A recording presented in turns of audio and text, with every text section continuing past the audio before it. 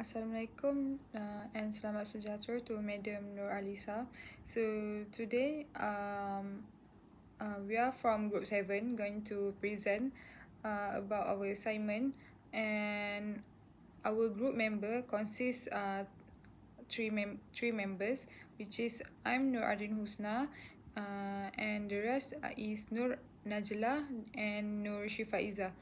So I'm the first presenter, which is going to present about theoretical of part A, which is we got topic diode rectifier, half wave and full wave. So for part A, which is diode rectifier, half wave and full wave. So before we move to the detailed explanation about half wave and full wave, let me explain what is actually rectifier. So rectifier is an electronic circuit that convert alternating current to direct current. This process is called rectification. So the main component in rectifier is a diode, which allow current to flow in only one direction. In AC process, current change direction 50 or 60 times per second. In DC process, current flow in one constant direction. The rectifier use diode to block the negative half of the AC signal or convert it to positive, so resulting in unidirectional current flow. Next, let me explain detail about half wave rectifier. So in half wave rectifier, only one half of the AC input waveform is allowed to pass, while the other half is blocked by the diode. And so you can see in the example of the circuit that given, while working principle during the positive half cycle of AC, the diode become forward bias. It conduct current, allowing the positive half of the waveform to reach the load. During the negative half cycle, the diode become reverse bias. It block current and no voltage is delivered to the load. So next is full wave rectifier, which is a circuit that convert both half of an AC signal into an unidirectional DC light output. It more efficient than a half wave rectifier because it use the entire input signal. And there's two main method in full wave rectifier, which is using a center tape transformer and two diode, and the second one is using a bridge rectifier with 4 diode. And full wave rectifier use both the positive and negative half cycle, resulting in more efficient and smoother output, unlike a half wave rectifier which only use one half of the AC. So from the previous slide that I've been mentioned, which is that there's two main method in full wave rectifier, which is center tap full wave rectifier and bridge rectifier. So the first thing that I will explain here is center tap full wave rectifier. So what is actually center tap? Center tap is designed use a center tape transformer and two diode to allow both half of the AC cycle to contribute to the output. During the positive half cycle, one diode conduct and the other is reverse bias, while in negative half cycle, the other diode conduct both half cycle and rectified to produce a unidirectional output. So you can see the example circuit that I put. There's a two diode and center tape transformer. For bridge rectifier, it's used for four diode arranged in a bridge configuration. This method does not need a center tape transformer, and during both positive and negative half cycle, two of four diode conduct. The load always get current in the same direction. So this is the example of circuit, there's a 4 diode arranged in bridge configuration, but during both positive and negative half cycle, it just use 2 of the 4 diode.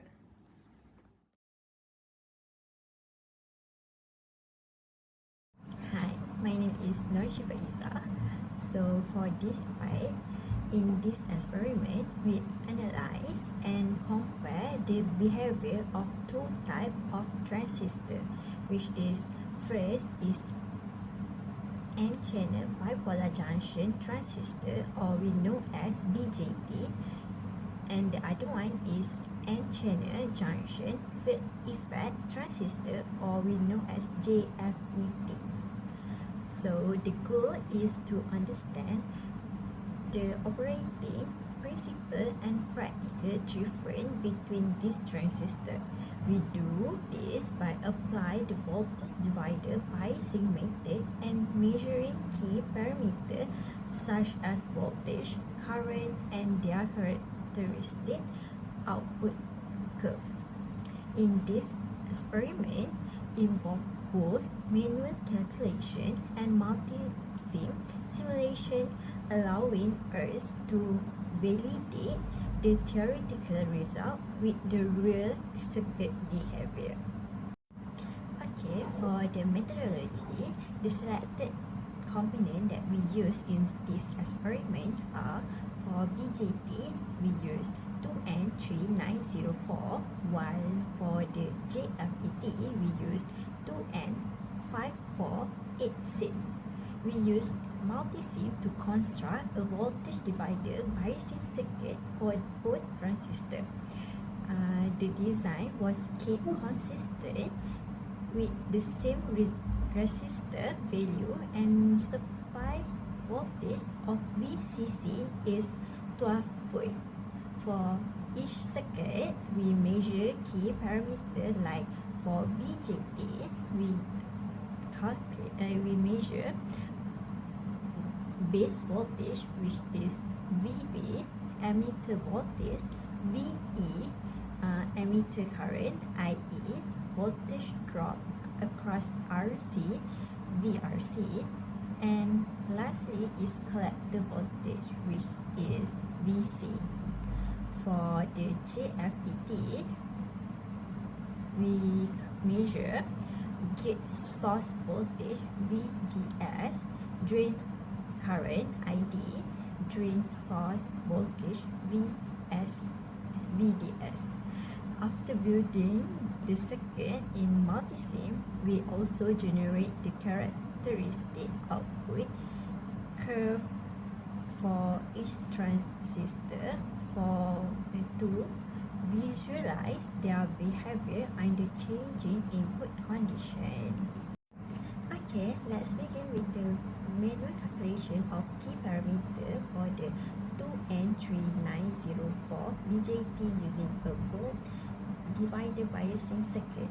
We use the following component value, which is VCC is 12 volt, R2 is 33 kilo ohm, R3 is 6.8 kilo ohm, RC is 2 kilo ohm, RE is 680 ohm, while we use VBE is 0.7 volt according of datasheet.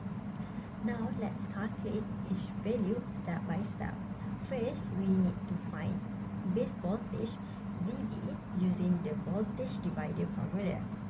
VB equal to VCC times R3 divided by R2 plus R3.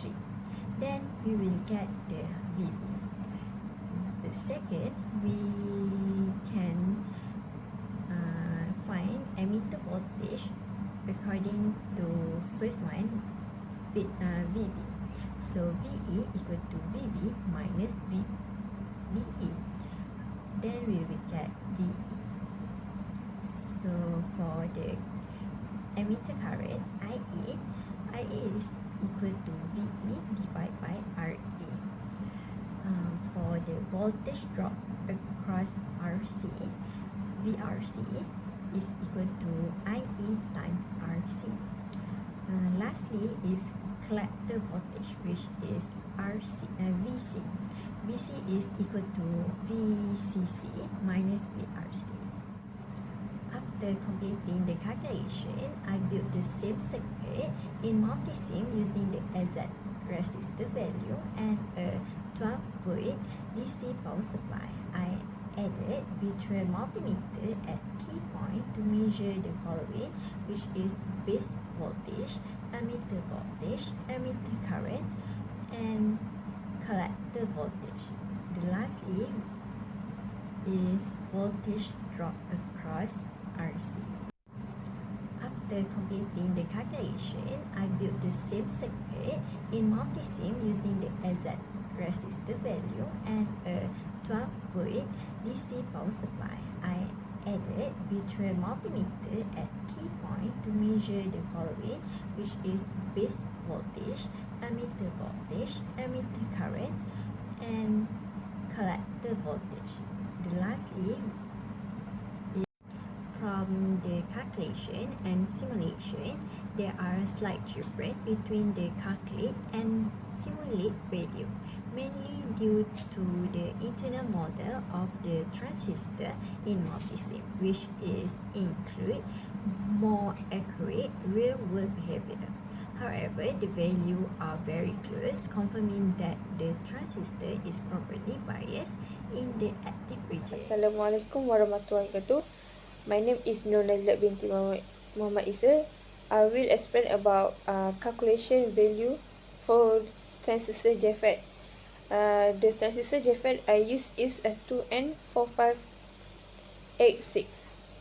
For how I calculate for VGS is when I calculate VGS, I got a 2.04 voltage. For the drain current is ID. I get 4.928 milliampere, and VDS drain source voltage is I got 1.211 volt. The next slide, I will explain about a simulation value in multisim. So I use 4 resistor, 1 transistor, and 1 multimeter. For VGS in simulation, I got 2.05 voltage. For the ID drain current, I got 4.113 milliampere. For the drain source voltage VDS, I got in simulation I got 3.773 voltage. This result help us understand how close simulation is to theoretical calculation and highlight practical effects such as device tolerance. For the next slide, this is a comparison, calculate and simulation, BJT and JFET. For the next slide is a graph from the output characteristic graph. The BJT show a steeper curve in its active region, indicating a stronger current gain. For the JFET, demonstrate a saturation behavior once VDS exceeds a certain point, consistent with pitch off and constant current operation typical of JFET. For the next slide is I will show a table for different BJT and JFET. First is the type. A BJT is a current control device, while a JFET voltage control. Second is the input current requirement. BJT require a signification base current to operate, but JFET needs almost get a zero current, a major advantage in power sensitive application. And the third is the input impedance. BJT have a low impedance, however, JFET is get offer high input impedance, which make them ideal for buffering and signal amplification. The next is a direction of current flow output. In a BJT, current flow from a collector to emitter, while in JFET is a flow from drain to source. The next part is a control terminal. BJT are controlled via the base, and while JFET are controlled the gate. For the lastly is they are application focus. BJT are non-high again and fast switching. Meanwhile, JFETs access are amplifying low noise signal due to they are quicker and operation in efficiency. In conclusion, both BJT and JFET have distinct operating principle and advantage. The BJT offer higher gain and suitable for switching and amplification where input current is not an issue. The JFET is with its high input impedance and low gate current is ideal for analog application that demand efficiency and signal purity. Through both calculation and simulation, we get deeper insight into this key transistor type. Thank you.